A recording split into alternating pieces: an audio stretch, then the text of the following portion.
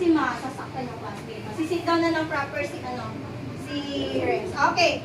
Sino nga ulit ito? Daddy! Ano bang ginagawa ng daddy? Nag-wash ng car. Ano pa ginagawa ng daddy? Na? Ano sa? Job. Sa shop? Sa shop? Ano pa ginagawa ng daddy? Si Sammy atras. Kasi hindi natin kasi tingin. Na? Naglilinis. Na? Ano pa?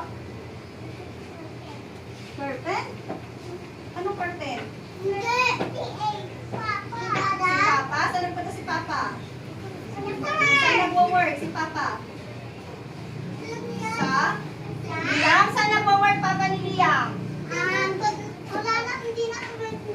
Hindi nagwo-work daddy. Ano ginagawa ni daddy?